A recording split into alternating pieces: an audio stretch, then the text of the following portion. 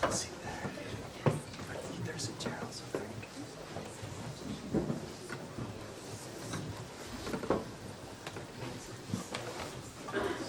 Well done. We'll go back then. We were giving you at least half an hour. Okay.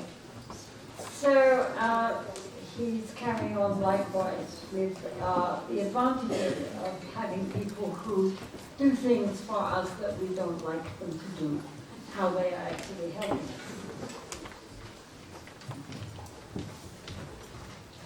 So, the bondage of acquisition and honor is unfitting for me, who seek liberation. How can I hate those who are freeing me from bondage? Right? So, since getting things and getting lots of honor and praise and so forth is actually not, it's like, it's what's the word? It's a fetter, it catches us. So therefore, if somebody, instead of praising me, criticizes me, or takes away from me things which I think I should be privileged to have, then actually they're doing me a favor. So why should I resent that? Because these things like honor and getting, offerings and so forth, actually act like a bondage. They ensnare us, they enslave us. So if somebody goes and takes this away from us, then we should be grateful. Right? That's the idea. How can I hate those who are freeing me from my bondage? Right? Since honor and gain is a bondage, if someone takes away my honor and anything which I have acquired, we should be grateful to them. They're freeing us from our bondage. So far from being angry, we should be grateful. How can I hate those who, as if due to the Buddha's blessings, block the gate as I seek to enter suffering? So the suffering is the suffering of getting more and more caught up in samsara, more and more at home in the prison house. So if someone is stopping that by creating problems for me, then it's almost as if they were acting with the Buddha's blessings, because the Buddha says, oh look, getting caught up in samsara again, ooh, and give them a real push out, So then someone comes along, causes problems, causes difficulties, and we get, oh, samsara is awful, I really should practice. So then they're helping us, right? You understand? So, really, we always think that difficulties are difficult, but actually that might be the greatest boost we need to get down to really freeing ourselves from samsara.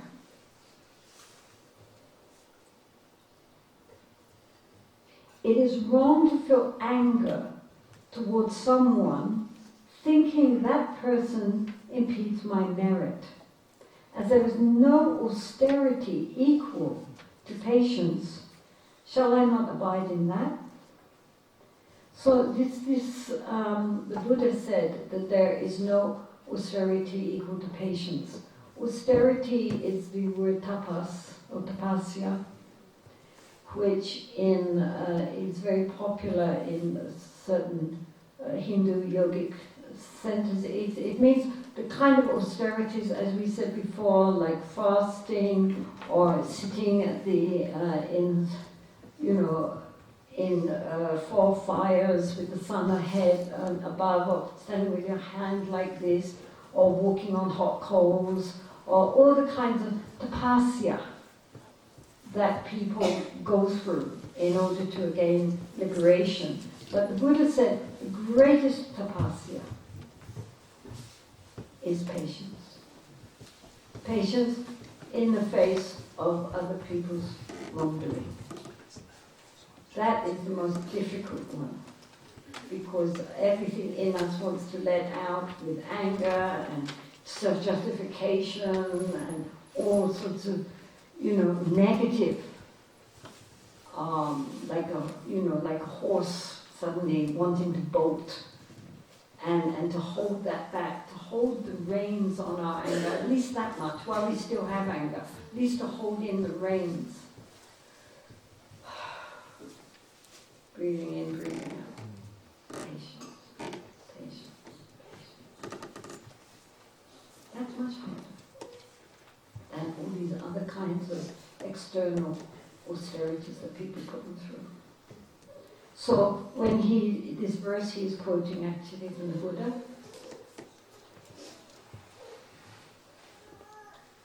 So how can I feel anger towards someone? Thinking that person impedes my merit. Actually, when the person does something bad to us, they're not preventing us from goodness. They are actually the means of our goodness. Because the greatest goodness is to show patience in the face of other people's, aggression or obstruction. If in the face of other people being really, really difficult, we do not lose our patience, if we don't get angry, and if in return, we, as I said yesterday with the story of that monk and, they're tearing up their visa application, he could have gotten angry because the person who was dealing with him obviously was not happy and had created, was sending out very negative vibrations and being really quite obnoxious. And so he could have been upset in return. And then that would have just created more and more upset. The official would have gotten more upset. He would have gotten more upset. Everybody else who came afterwards, the official would have been nasty too. And everything would have been very, very difficult. But because the monk did not do that, because the monk said, okay, I don't know what the monk was thinking, but presumably the monk was thinking, right, this is an opportunity for showing patience and cultivating mind training, and therefore took that in good spirit and didn't take it, personally, and could keep his sense of humor and politeness. Therefore, the whole atmosphere was changed, and at the same time, the monk had made a big step forward, and presumably the official also was pacified, and so everything was made much more smooth. So that official was not an obstacle for that monk's practice. He was the cause of that monk's practice. So therefore the monk could feel grateful to the official for being so obnoxious. Right, so it is wrong to feel anger towards someone thinking that he impedes my merit, because so if he was angry with him thinking, I'm a good monk, why are you being so nasty, I'm so kind, instead of that, if he didn't think like that, and then he remembered that there is no austerity, there is no hardship or tapasya compared with learning patience, then he's grateful. And then there's no problem. We have caused the problem. We cause the problem by our responses, which are usually not skillful, and create more problems. So it just spirals on and on and on. But it can stop here. Instead of getting all upset and irritated and arguing back and trying to point our point of view because we're right and you're wrong. If we go, okay. Well, yeah. No. We all know this.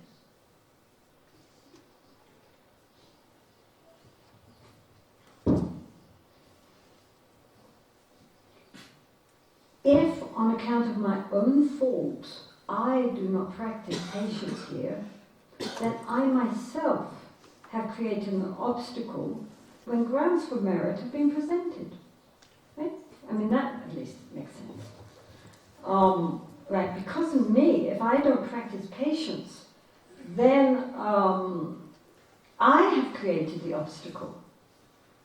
Because this person had presented me with the opportunity for advancing my spiritual practice by cultivating patience.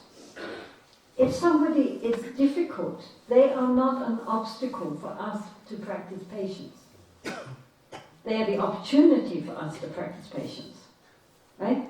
And saying patience is one of the most essential qualities we need to cultivate. Therefore, we should be grateful when people are difficult. They are not an obstacle. They are the opportunity. We can't blame them. If we don't take that opportunity and we get all upset and angry, we're the problem, not them. They're giving us our opportunity to practice. So that's why earlier he said it's as if they were doing it through the Buddha's blessings. The Buddhas want us to learn how to be patient, so they have to send us opportunities to learn how to practice. So therefore there's no point in getting upset and angry with other people. We should be grateful. As it says in the Lojong teaching some centuries later, when somebody is difficult for us, we place them on the head like the teacher and are grateful to them because through them we can cultivate these very important qualities which otherwise, if everybody is very nice and does and says what we want them to do and say, then that's all very lovely, but we're not learning anything. It's a very important point. I mean, I need to keep reminding myself, because really and truly, in our daily life, this is why our daily life is so important. We can go into retreat and sit there, blissing out and sending everybody loving kindness and compassion, and then we meet with somebody.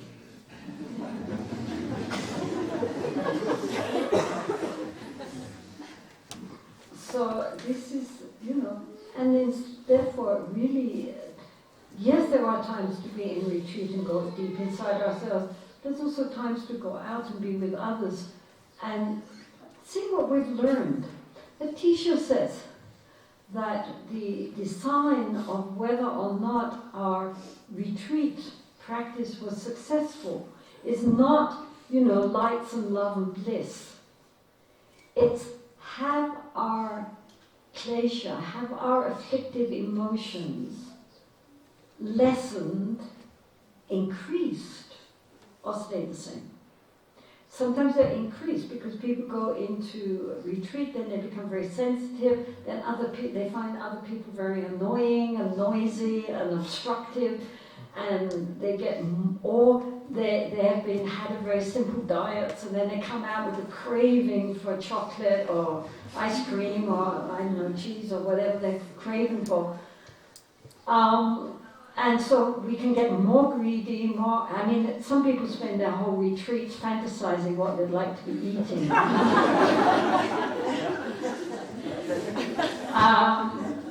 So it can increase our gompa, it can increase our patience. So a teacher says, and if they're just the same, then what good was that? But if people, the crux of it is if people are saying, actually you're nicer nowadays, what are you doing? Well, yeah, maybe something's happening, maybe something's changing. Because the whole point is that our afflictive emotions, our greed, our anger, jealousy, and basic ego obsession should begin to quieten down and slowly dissolve and be replaced by really positive, spontaneously positive emotions like empathy, compassion, kindness, affection, open-heartedness. As the Dalai Lama says, the point is to cultivate the good heart.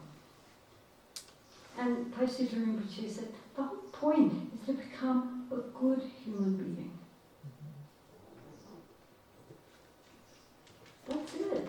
I mean, yes, of course we would like to be enlightened, but in the meantime, how about being a nice human being?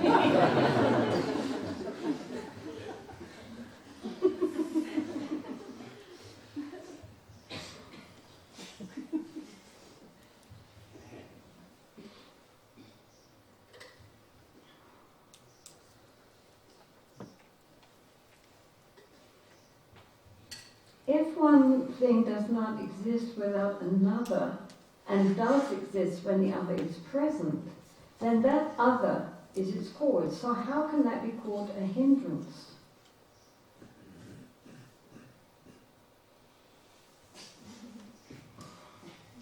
For a supplicant, okay, keep going. For a supplicant is not a hindrance to generosity at the time of almsgiving. And when a person who bestows an ordination arrives, he is not called a hindrance to the ordination.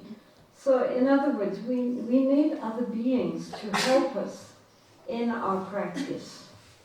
So therefore, as if we wish to be generous, then someone who comes for alms is not an obstacle to our learning how to be generous, because we need someone to receive the object of our generosity. So they are not an obstacle.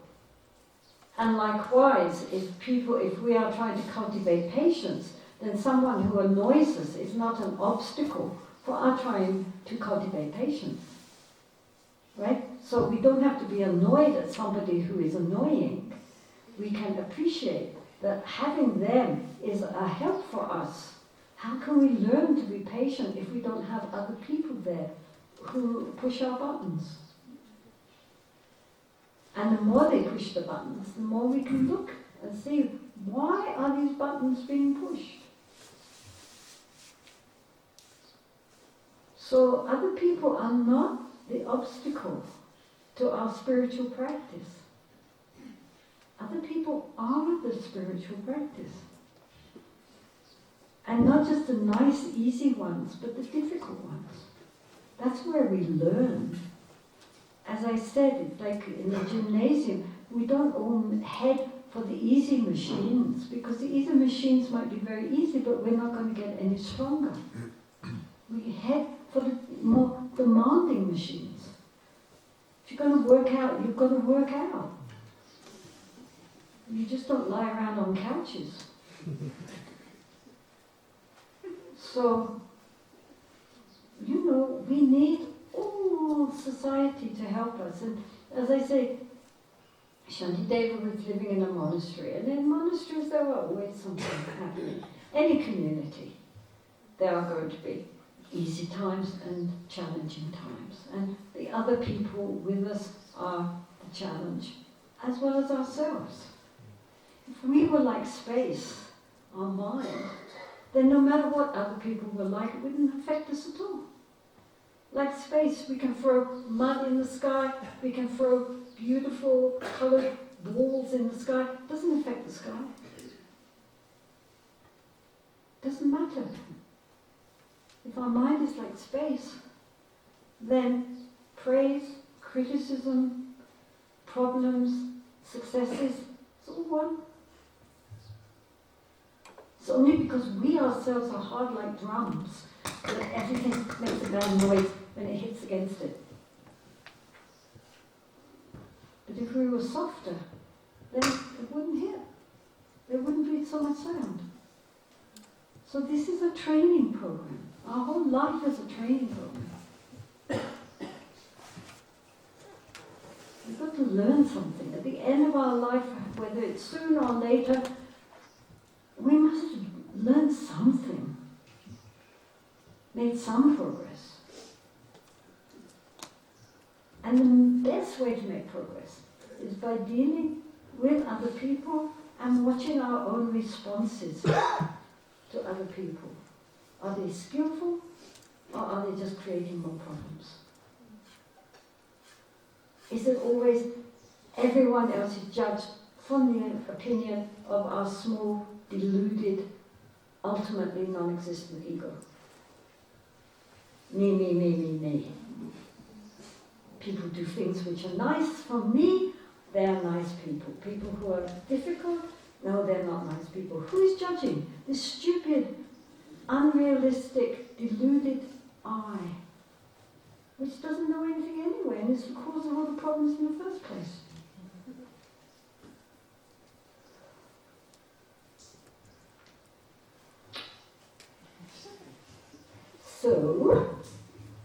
So people are not a hindrance to our practice. People are our practice. Right? This is the important thing to remember. That we think everything would be all right if only. But it's the if only which is what we have to pay attention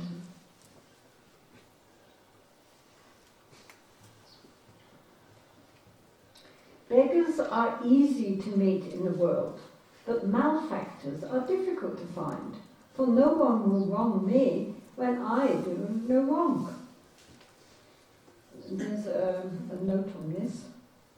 This statement refers to the karmic consequences of actions from one life to another, namely that one will be injured by others only if one has harmed others in the past. This is not to say, of course, that one may not be harmed by others whom one has not hurt in this life.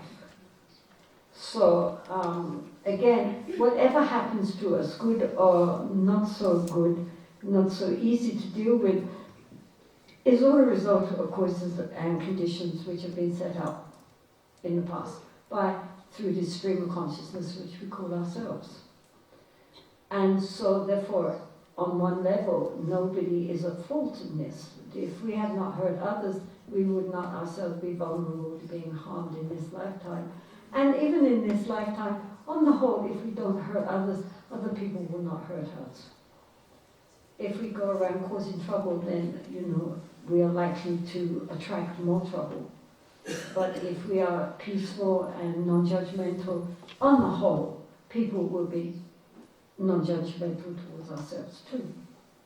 So from both sides, from this lifetime, if we ourselves live peacefully, probably we ourselves will not be troubled by others. But if we are, then it's because we ourselves created those conditions in either in this lifetime or in past lifetimes. And now we should rejoice that the fruit has been accomplished in this lifetime and cleared by our non-reactivity.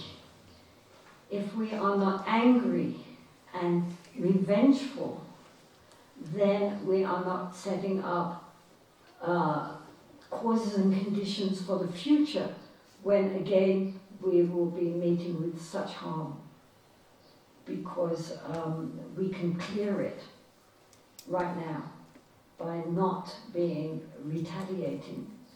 This does not mean if we're in abusive situations or if someone's tried to cheat us and so forth, we just have to let them get away with it, because they themselves are then making bad karma. And we can certainly defend ourselves if we need to do so. It's not that we don't defend ourselves, it's not that we're naive, it's not that we let people get away with anything. That's not the point. The point is, what is our underlying attitude as we do that? For example, the well-known example is that the Bodhisattva of compassion is Avalokiteshvara or Chenrezig. Is he around anywhere? Anyway, he's white, sitting on a lotus, smiling, holding a lotus. Just how you would think compassion. All sweet, smiles. But the other side of Chenrezig, of this sweet Bodhisattva compassion, is Mahakala. He's the flip side of that coin. Mahakala, the great black one, is very wrathful, black, head of all the protectors, and extremely fierce. But compassion.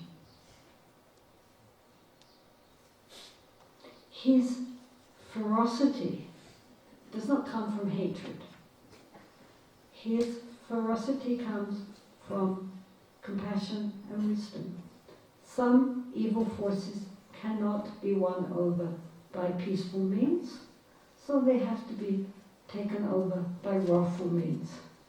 But those wrathful means are not based on hatred. Those wrathful means are based on deep compassion. So sometimes we have to be wrathful. Just like a mother bringing up a child. She's always sweet. Then if she sees the child going into danger or doing things which will harm them or others, she has to be very wrathful. Even she can smack the child and shout at it. But it's not because she hates the child. It's because she loves the child. But because of her love and her compassion, she sees this child is going to harm itself or harm others. So she stops that. She stops it by looking like she's very angry. And the child is frightened and stops. So it's like that. Sometimes we have to be very firm, very angry looking, but we have to look at our heart. Is this stemming from the root of anger or from this root of deep compassion and understanding that this person is causing tremendous harm to themselves and to others and creating terribly bad karma for themselves? So they have to be prevented. They have to be stopped right now. So please don't think that patience and compassion is weak. It's the strongest thing on earth. Love is beyond anything. But love doesn't always have to be sweet. It can be also quite strong, powerful, even quite frightening sometimes.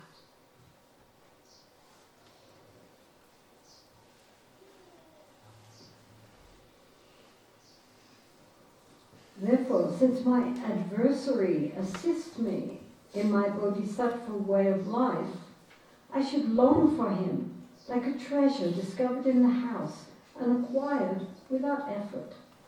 So, in other words, if we on our whole do not do much harm in this world and we try to be kind and to be good, mostly we will not meet with people who are very not nice for us and difficulty.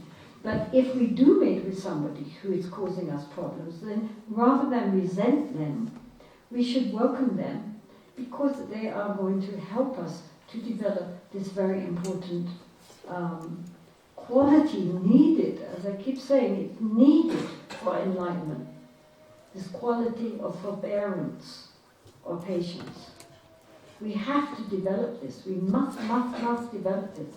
And we can only develop it if we are tested through meeting with difficulties and difficult people and learning how to turn that apparently negative event into something very positive and something which strengthens our own ability to have loving kindness and compassion under all circumstances. Even if we act, as I say, sometimes we can act quite sharply, but nonetheless it's not based. We shouldn't fool ourselves. But if we really know, then we can, first of all, practice patience. If patience isn't working, then we have to compassionately deal with the situation in a way which will help that other person not create more further bad karma. So they are helping us, right? My adversary assists me in my Bodhisattva way of life. Therefore I should be grateful. I should long for him like a treasure. Oh, you're so horrible. Thank you so much. Now I can really practice. Wow. Oh, what a great gift you are to my life.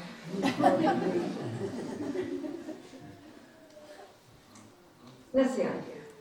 That rather than seeing, it's always that rather than seeing that something adverse is an obstacle, we should recognize it's our opportunity and be grateful.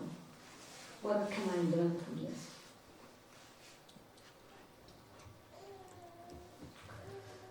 Thus, he and I have obtained this fruit of patience. It should be given to him first, for the patience is caused by him. So if somebody is difficult, then we can ourselves generate the patience which will benefit him because he is not getting retaliation and anger in return. And it also benefits us because we are cultivating and strengthening the ability not to just react angrily every time somebody does something we don't like.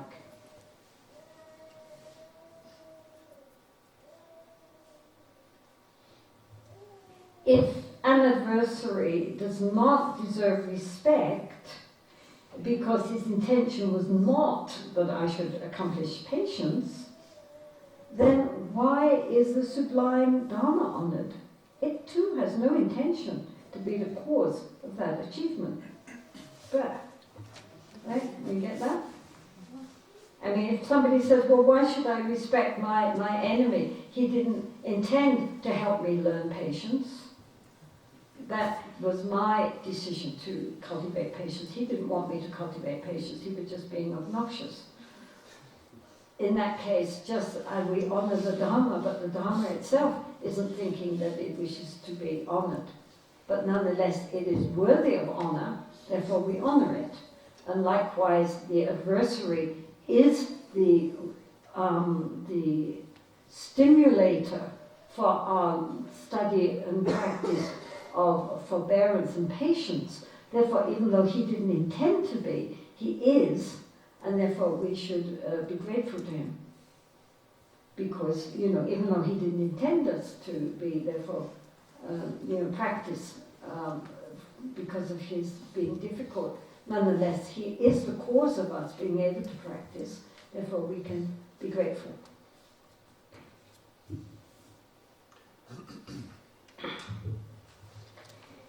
If an adversary is not respected because his intention is to cause harm, then for what other reason would I have patience towards him if he is like a physician who is intent on my well-being? So again, this idea that even though they are not intending to help us on the path, if we accept them as a helper on the path, then they are likewise, they are benefiting us. It's not their intention which counts, it's our intention. Our intention is that we will be grateful to them because they are helping us.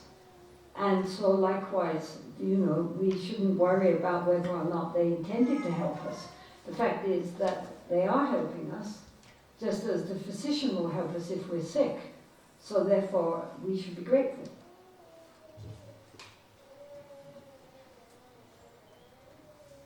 Thus, patience arises only in dependence on that malicious intention, so that he alone is the cause of my patience. I should respect him just like the Sublime Dharma. So again, we cannot cultivate patience if we do not meet with someone who annoys us. Whether or not they intended that they were going to be the object of our patience, the point is that they have become that. And so therefore, we need people sometimes in our lives who are going to create problems for us. Otherwise, how are we going to learn? So patience arises only in dependence on the malicious intentions. We cannot practice patience if we do not have someone who annoys us. Right?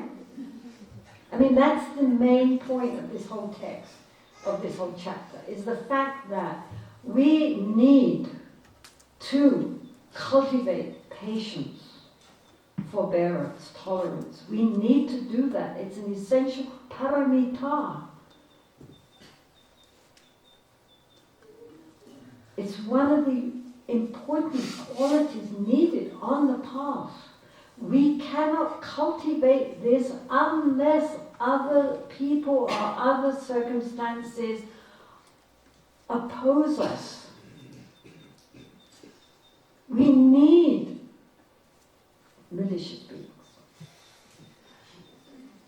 in order to learn how to be patient. So therefore, they are our helpers. because, and we keep saying this, but we don't really believe it, if people are really nice to us, that's lovely, but we're not learning anything. We are not learning to be patient with people who already are nice. We only can learn patience when people are not nice. And so rather than getting all upset and angry and frustrated and we should, oh God, he's so awful.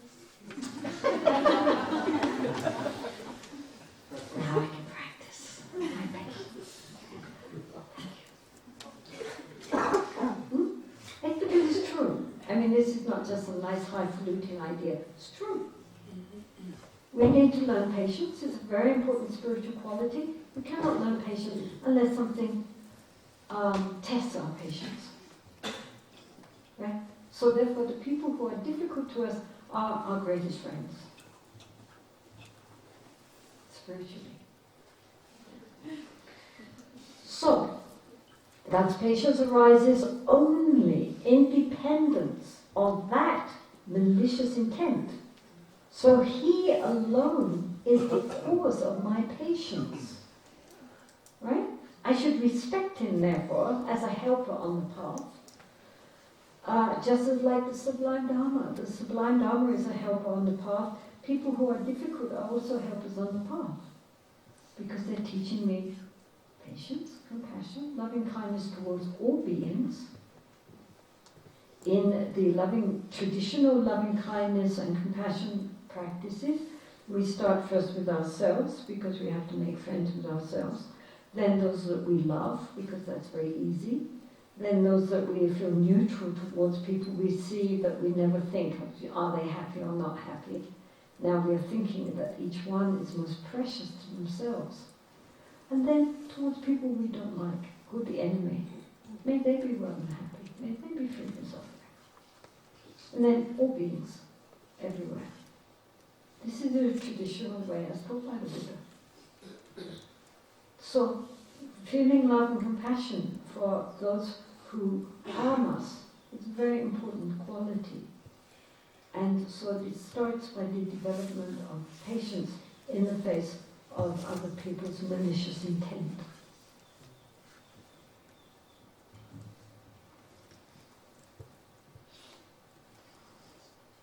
The sage, that means the Buddha, has declared that the field of sentient beings is the field of jinas. Jinas means Buddhas. Because many have reached the highest fulfillment by honoring them. As the attainment of the Buddha's qualities is equally due to sentient beings and to the jinas of the Buddhas, how is it that I do not respect sentient beings as I do the jinas? Jinas means Buddhas. So, in other words, he has declared that the field, the scope of sentient beings is the same as the scope of all the Buddhas, because many have reached the highest fulfillment by honoring them. As the attainment of the Buddha's qualities is equally due to ordinary beings, sentient beings, and to the Buddhas, how is it that I do not respect sentient beings as I do the Buddhas? And of course, everybody has Buddha potential. This is the point. There is nobody anywhere on this earth who does not have the potential for full enlightenment. The Buddha, at the time of the Buddha, even in all the Buddhist traditions, there is the story of Angulimala. Angulimala means having a mala, a rosary of fingers, because his guru had told him to collect a mala of, before getting teaching, he would have to collect a mala of 100 fingers. So he went around killing 100 people. Well, he killed 99. Then he met with the Buddha, who was going to be the 100th. And so he was running after the Buddha, and the Buddha was walking along, and he was running and running and running, and the Buddha was just very quietly walking along, and he couldn't catch up with the Buddha. And so then he said to the Buddha, please stop. Hey, stop, you. And so the Buddha said, I have stopped. And Angulimala, do you also stand still? And he got it. And so Angulimala became a monk and he became an arhat. He had killed 99 people. And he still became an arhat. He still got liberated. So, I mean, this is from the very early sutras. So, I mean, however awful you may be, you can still have the potential for enlightenment. Doesn't mean anything. Or on the other hand, however good you may be, it doesn't mean necessarily you're going to get enlightened. Right? I mean, our essential Buddha nature is beyond all of that. Karma is caused by the fact that we believe there is someone to cause the karma. Once we have understood there is no ego there, then the mind is liberated and there's no more karma. Do you understand? All of us have the potential right now to wake up from the dream of our ignorance. Nobody is so bad they could not be enlightened in the next moment. Whatever we've done, it's all gone. We recognize the ultimate nature of the mind. Finish. Because all of that was done by the ego. When we recognize, genuinely realize that actually there is no ego like we think, then it's all good. I mean, one Burmese master, he explained it by saying it's like a mala. And so all these are our karmas, all these are our actions. And you pull one bead and all the other beads come, round and round and round and round and round. So why, if you pull one, do all the others follow? It's because there's a thread. The thread is the belief in an actor who has performed these actions and will receive the results. The ego. Cut the thread, then you pull one bead, but then other beads don't come. Right? So, all beings have the potential to cut the thread. But for most of us, it takes time. And that's why we cultivate all the qualities which will lighten the darkness of our ignorance so that we can break through. So, patience is a very important one. Their greatness, this is the Buddha, is not in terms of their intention, but in terms of the result itself. The greatness of sentient beings is comparable to that. So they're equal.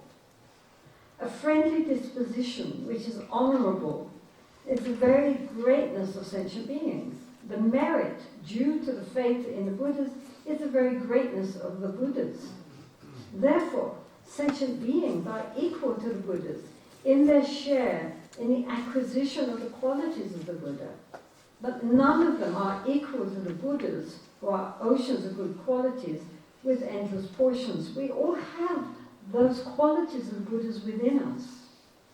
The whole point is that we don't have to cultivate something we don't have. What we need to do is to draw up from within ourselves all those qualities which are innately ours. We are Buddhas, we just don't recognize it. This is the whole point of Tantra. That we take the fruit of the path. We think, oh, I'm a poor, flawed, stupid little sentient being, and I have to walk the path, then eventually I will become a Buddha. And the Tantra says, no, but we're already Buddhas. We already have that potential within us, but we haven't recognized it. So we take the fruit, the result, the Buddha, and we bring it back and make it the path.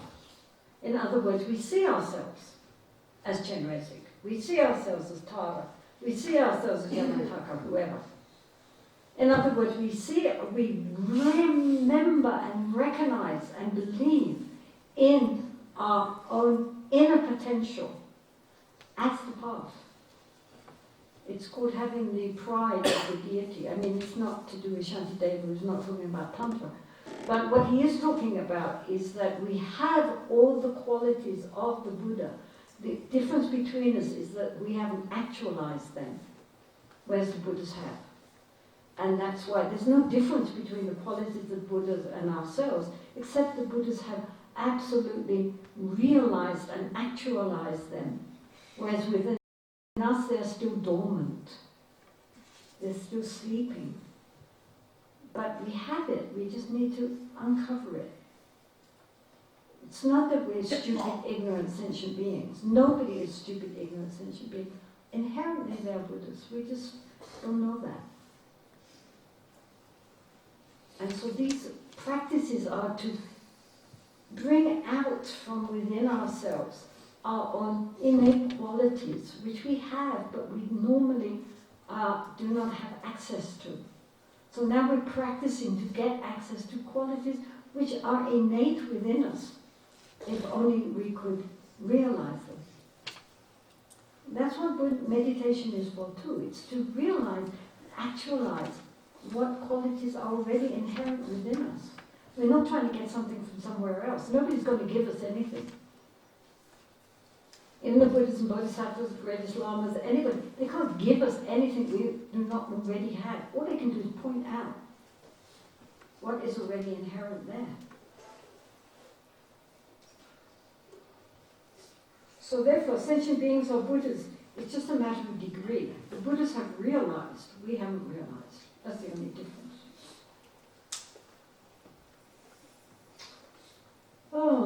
Therefore, sentient beings are equal to the Buddhas in their share in the acquisitions of the quality of the Buddha, but none of them are equal to the Buddhas, who are oceans of good qualities with endless portions. If even a minute good quality of those who are a unique collection of the essence of good qualities is found in someone, not even the 3 worlds would be enough to honor that one. So each one of us has good qualities which are mirror of the qualities of an enlightened being. I mean, the Buddha's qualities are realized, they are actualized, so we honor them. But within ordinary sentient beings, we meet always with people who do have good qualities, which are like a mirror image of the kind of qualities which a Buddha would have. So even though it's only a small percentage of the vastness of a Buddha's qualities, nonetheless, since it's of the same essence, we should honor that. And we should honor the goodness in all beings, recognizing that that's a reflection of their Buddha nature. It's not something different. It might be different in degree, but it's not different in essential qualities. So all our moments of compassion, of kindness, of generosity, of sheer goodness is a reflection of our true nature. Our anger, our jealousy, our pride, that is adventitious. Right? That's the tarnish around the silver pot. It's not the silver pot. Silver pot is silver. Never, however much tarnish they may be, never will affect the silver pot. We may look into our heart and see only tarnish, but underneath that tarnish is the silver. It doesn't get harmed by the tarnish. I mean, obviously we do not have silver pots in our heart. But what I'm saying is that our essential Buddha qualities are all there. They're covered over by our habitual negative tendencies, but they're always there. Once those tendencies are cleared, all the innate qualities of a Buddha are apparent. We don't have to get them from somewhere else. They're inside us already. We just have to uncover them.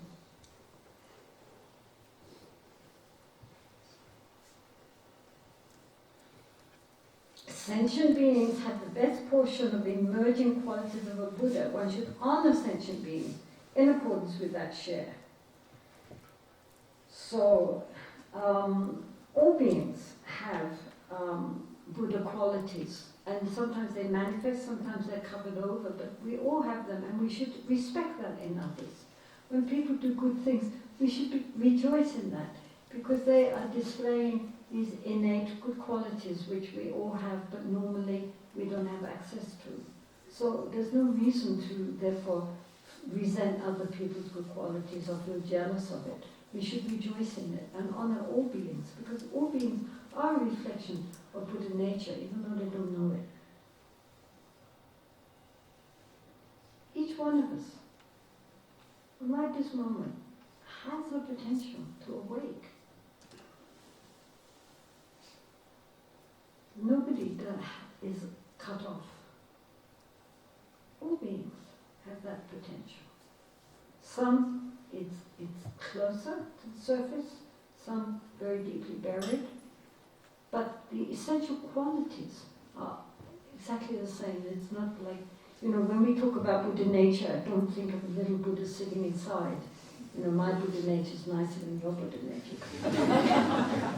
Higher quality, better design.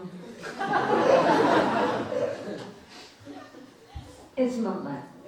Of course, it's not that.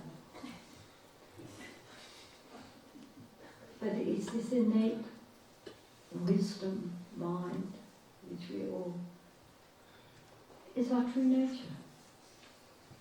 And what we need to come back to, it's a whole shift in our consciousness, our normal conceptual consciousness, down to a much deeper level of, real, genuine interconnection with all beings.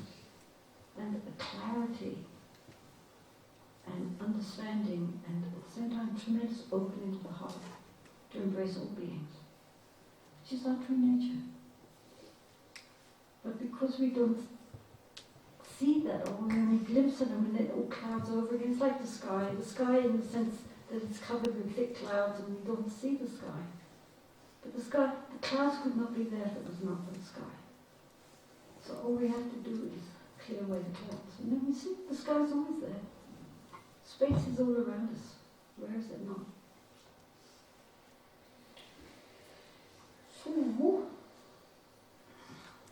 So therefore we should respect all beings.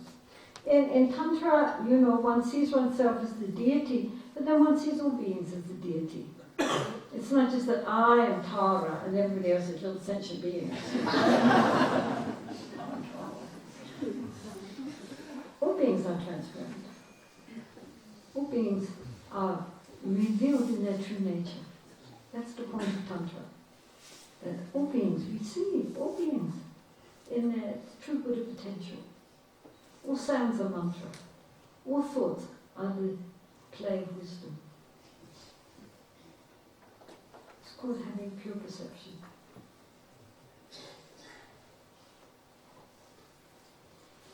One should render only service to those for whose sake they cut apart their bodies and enter the Avicii hell. Therefore, one should treat people kindly, even though they inflict great harm. The kindness of the Bodhisattvas who sacrifice their lives and enter Avicii, that's the lowest hell, is repaid by service to sentient beings. So even if sentient beings harm one, they are all to be treated with kindness. Okay? Yes? Why do I generate pride and not act like a servant towards those masters for whose sake my lords have no regard for their own selves? Why do I generate pride and not act like a servant towards those masters for whose sake my lords have no regard for their own selves? Okay, yes. So therefore, all sentient beings, that means, right? So why do I not act like a servant towards all these beings who are the ones for whom the Bodhisattvas are striving so hard? They're the ones for whom the Bodhisattvas are going into the lowest hells and suffering so many problems and difficulties. The great Bodhisattvas, the kind beings of this world who are doing so much service for others, then who are they serving? They are serving sentient beings. So since the great Bodhisattvas are serving sentient beings, how is it that I also do not serve sentient beings? Right? I mean, if I'm trying to be a bodhisattva, then we have to look at how bodhisattvas act. Bodhisattvas are the servants of all beings. So therefore, oneself should learn to become the servant of all beings. We're here to serve all beings. We're not here for other beings to serve us.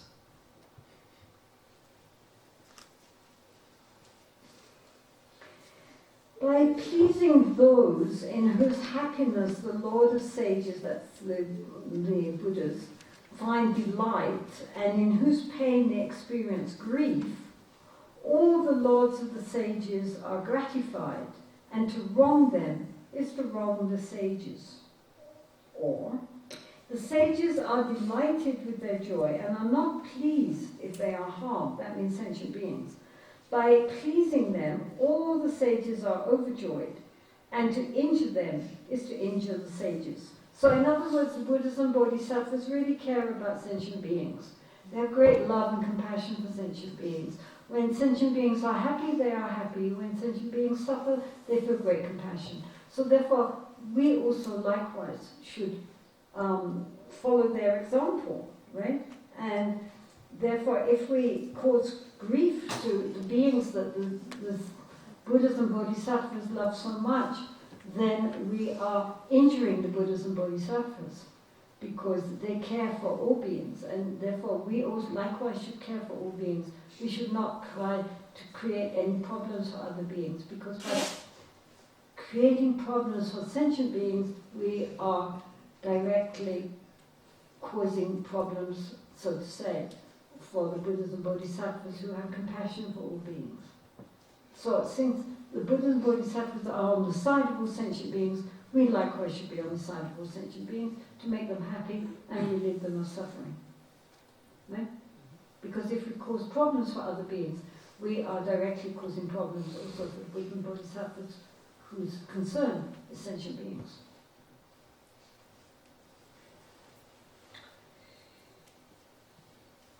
Just as there is no mental pleasure in all sensual gratification whatsoever, when one's body is on fire, likewise, there is no way for the compassionate ones, i.e. the Buddhas and Bodhisattvas, to be happy when sentient beings are in pain.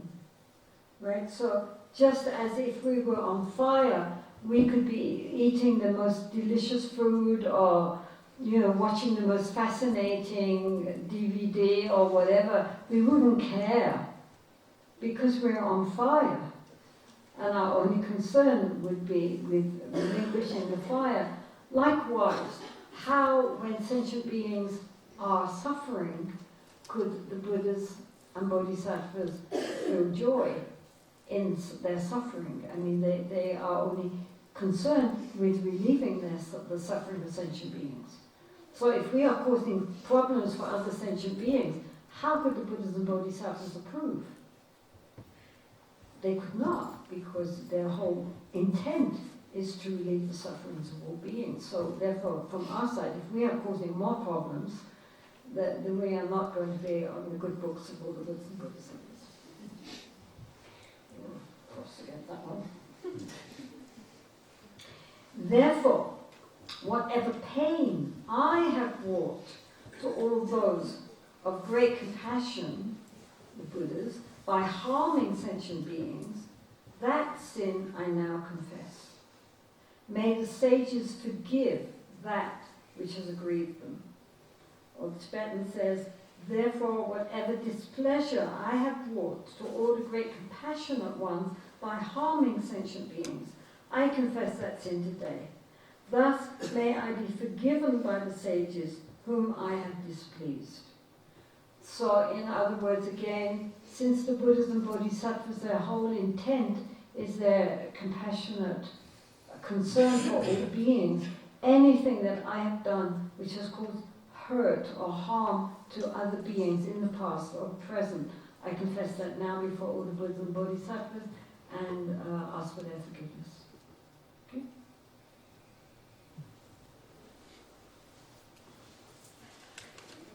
In order to please the Tathagatas, that's the Buddhas again, today with my entire being, I place myself in the service of the world. Let streams of people step on my head and strike me down. May the protector of the world be pleased. So it doesn't mean that literally, but the point is that we are placing ourselves as the servants of the world.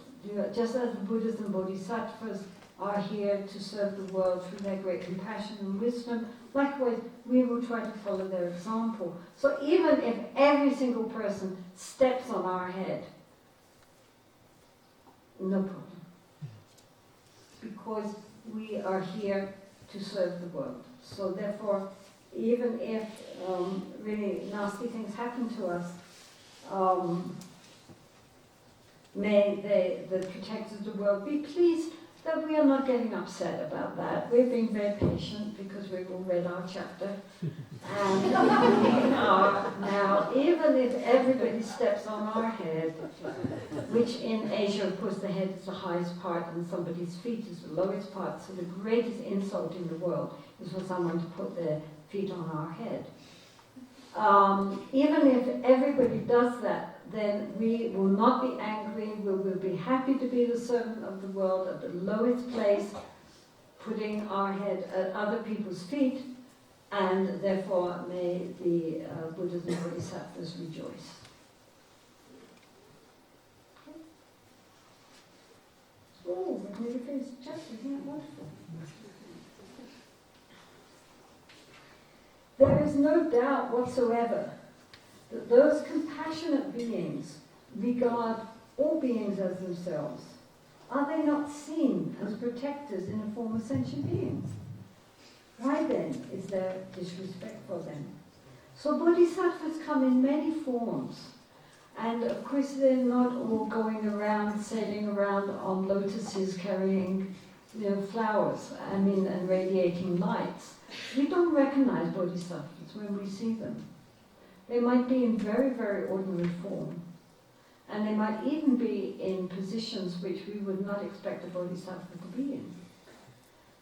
Bodhisattvas take on many, many forms and perform many actions with their great insight, which will ultimately benefit others, but in the meantime might seem quite unusual.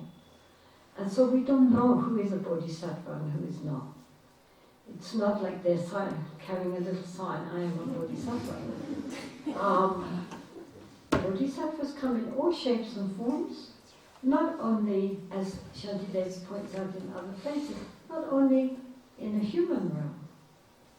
They could be animals, they could be fish, they could be in the higher realms, in the lower realms, all realms. Bodhisattvas will take birth in order to benefit sentient beings.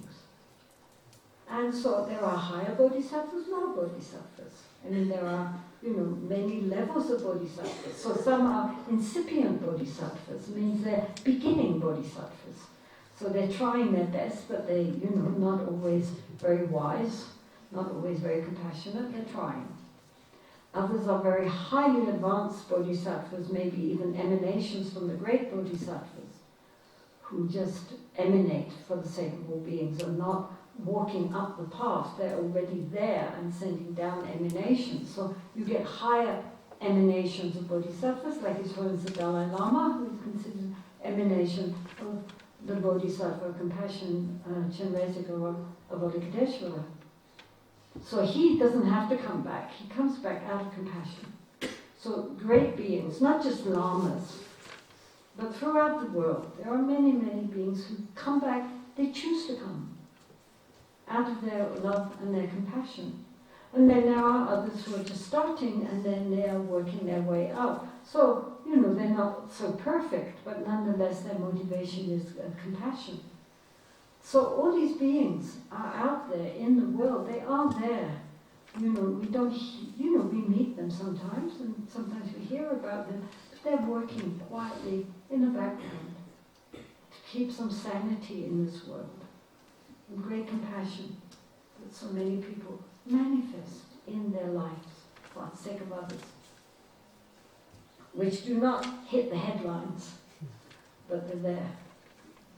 So there's no doubt whatever that those compassionate beings regard all beings as themselves. They see no difference. Their compassion is completely, just as they themselves wish for happiness and wish to avoid suffering, they understand so deeply that all beings wish for happiness and wish to avoid suffering.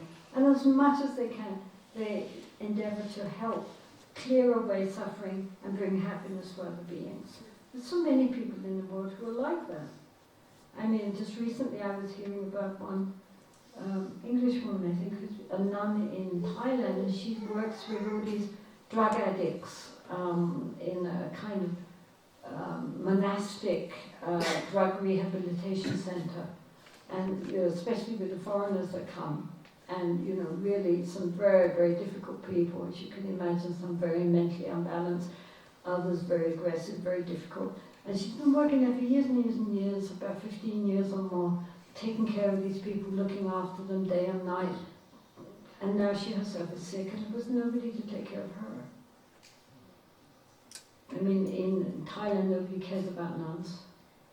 And especially foreign nuns, we all have wish-granting jewels, so nobody needs to support us because we clearly have wish-growing trees in our garden. So nobody supports nuns, and nobody supports especially foreign nuns, and so she herself had nothing, and she's very sick. And, but her dedication is still, she won't stop working, because she just wants to take care of all these people, and without her, what will they do? So like this, there are so many bodhisattvas in the world, most of them unacknowledged, uncared for, but they're there for the sake of others, not for the sake of just themselves.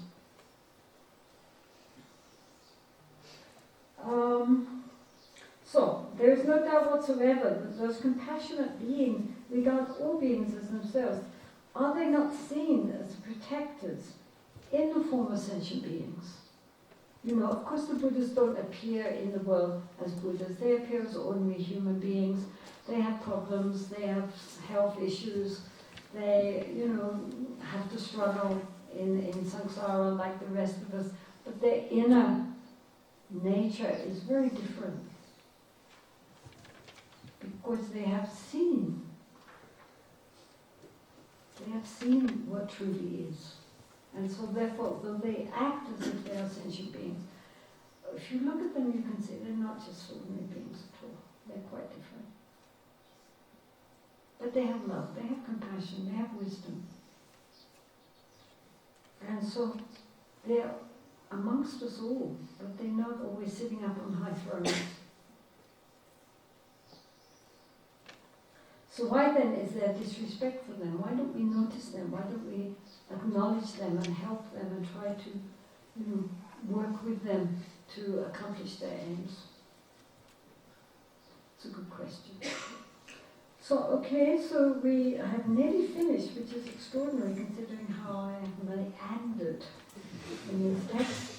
So this afternoon we will finish the verses, and then we will try to get through some of these questions. And meantime, enjoy your lunch.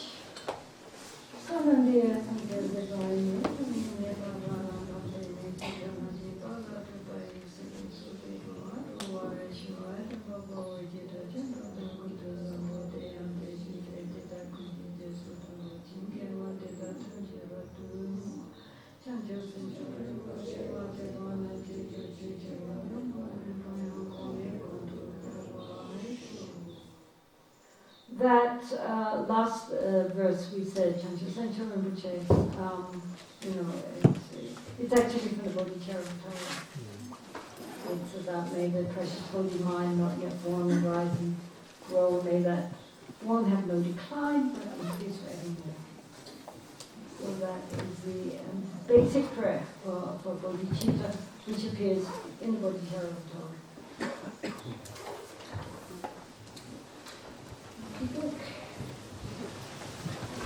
For the monks and nuns, most of you know, please pick up your food in the dining hall, and then we go on top of the dining hall. If you see somebody confused about it, please help. This is for the monks and nuns. If you're not ordained, don't worry. Please enjoy nice Dharma.